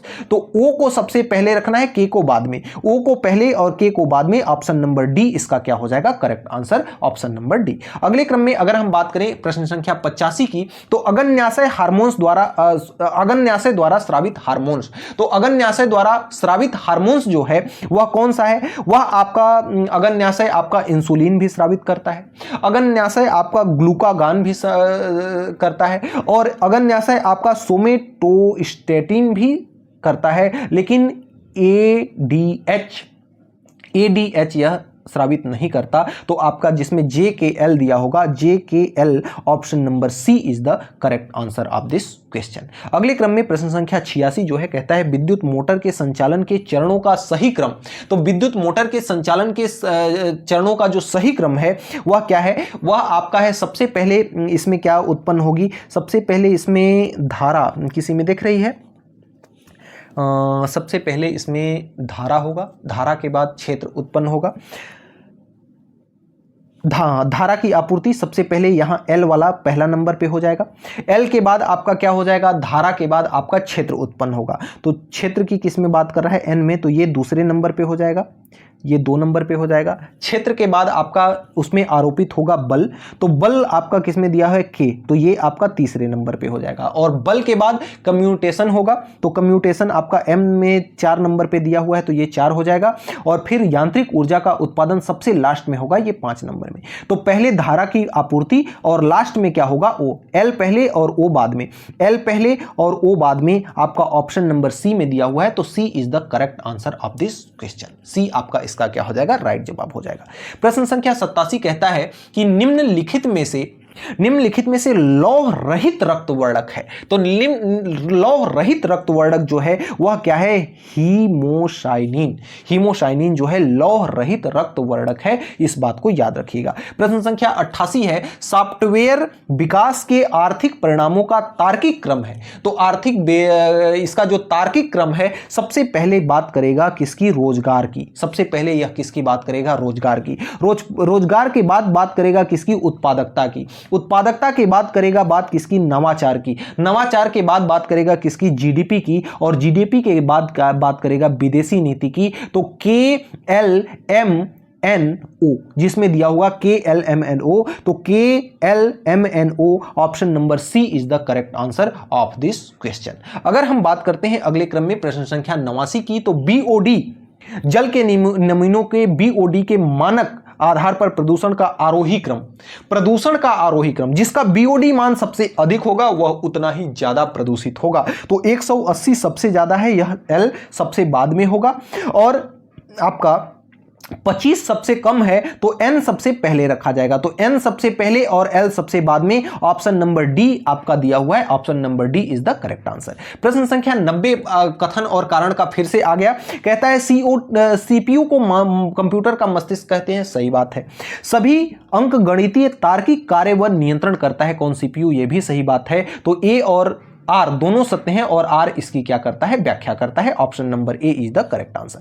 प्रश्न संख्या 91 की बात करें तो पूर्ण आंतरिक परावर्तन तभी होगा जब प्रकाश की किरण कहां से कहां जाएगी, सघन से विरल माध्यम में जाएगी, तभी पूर्ण आंतरिक परावर्तन की घटना देखने को मिलेगी। प्रश्न संख्या 92 की बात करें तो प्रकाश का वेग घटते क्रम में है, तो प्रकाश का वेग घटते क्रम में सबसे ज्यादा किसमें होता है, निर्वात में। निर्वात के बाद किसमें होता है, वायु में। यानी कि सबसे पहले में आपका O होगा, और वायु के बाद किसमें होगा, वायु के बाद आपका होगा जल में। जल के बाद कांच में, सबसे कम किसमें होगा, हीरा में। तो N सबसे लास्ट में, O सबसे पहले। N सबसे लास्ट में एक ही ऑप्शन में है, तो O सबसे पहले, N सबसे लास्ट में, option number A is the correct answer. अगले क्रम में हम प्रश्न संख्या 93 की बात करें तो वायुमंडल की परतों का सबसे नीचे क्रम क्या है। वायुमंडल की परतें सबसे पहले कौन सा होता है, क्षोभ मंडल। तो L आपका क्या हो गया, सबसे पहले हो गया। क्षोभ मंडल के बाद आता है आपका, क्षोभ मंडल के बाद समताप मंडल। क्षोभ मंडल के बाद कौन सा आता है, समताप मंडल। और समताप मंडल के बाद आता है मध्य मंडल, N जिसमें बीच में हो। N आपका किसमें आ जाएगा, बीच में आ जाएगा। और सबसे लास्ट में आता है आपका बहिर्मंडल। मध्य मंडल के बाद ताप मंडल आता है, ताप मंडल के बाद बहिर्मंडल। O सबसे क्या हो जाएगा, लास्ट में। L सबसे पहले, N बीच में, O सबसे लास्ट में। L सबसे पहले तो चारों में दिया है, O सबसे लास्ट में 3 ठो में दिया है। N बीच में होना चाहिए, तो N बीच में आपका किसमें है, ऑप्शन नंबर डी में। तो option number D is the correct answer of this question. अगले क्रम में अगर हम बात करें प्रश्न संख्या 94 की, तो प्रश्न संख्या 94 कहता है ब्लू बेबी सिंड्रोम किससे होता है। तो blue baby syndrome nitrate ion से होता है। तो अगर आपका 75 ppm से कम, देखिए लेड से आपका ब्लू बेबी सिंड्रोम नहीं होता। Blue baby syndrome nitrate ion की वजह से होता है। तो नाइट्रेट आयन अगर 50 ppm से कम है तो वहां पे ब्लू बेबी सिंड्रोम आपको देखने को मिलेगा। बाकी 3 ऑप्शन जो है कमेंट बॉक्स में करके बताइएगा कि लेड से कौन सी बीमारी होती है, क्लोराइड आयन से कौन सी बीमारी होती है, और सल्फेट आयन से कौन सी बीमारी होती है। प्रश्न संख्या 95 की बात करें तो प्रश्न संख्या 95 कहता है, सुमेलित कीजिए। वायु प्रदूषक क्या है आपका, CO और SO2। जहां पे कार्बन मोनोऑक्साइड और आपका सल्फर डाइऑक्साइड होगा, वहां पे वायु प्रदूषण देखने को मिलेगा। CFC क्लोरोफ्लोरोकार्बन जो है यह क्या करता है, ओजोन क्षय का काम करता है। तो दूसरे का चौथा हो जाएगा। अगर बात करें कीटनाशी की, तो BHC जो है यह आपका क्या है, एक प्रकार का कीटनाशी है। सॉरी, कीटनाशी तीसरे क्रम में है ना। तो आपका BHC जो है वह क्या है, आपका कीटनाशी है। शाकनाशी आपका क्या है, ट्राइएजिन है। तो डी का पहला और ए का कौन सा है, ए का आपका कौन सा है, तीसरा। ए का तीसरा और डी का पहला, तो ए का तीसरा और डी का पहला ऑप्शन नंबर बी में आपका दिया हुआ है, तो B is the correct answer. प्रश्न संख्या 96 जो है, प्रश्न संख्या 96 कहता है इसको भी आपको सुमेलित करना है। अगर हम बात करते हैं स्वामीनाथन की, तो स्वामीनाथन हरित क्रांति से संबंधित रखते हैं, तो ये आपका ऑप्शन नंबर ए से संबंधित है। अगर हम बात करें भारत के प्रथम परमाणु ऊर्जा संयंत्र की, तो प्रथम ऊर्जा संयंत्र जो है तारापुर में है, तो ये आपका बी से संबंधित है। ये किससे संबंधित है, बी से संबंधित है।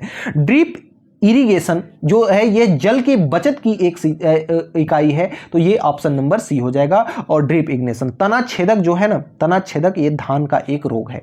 तो आपका ए का 4, एक ये किससे संबंधित है, ए 4 से संबंधित है।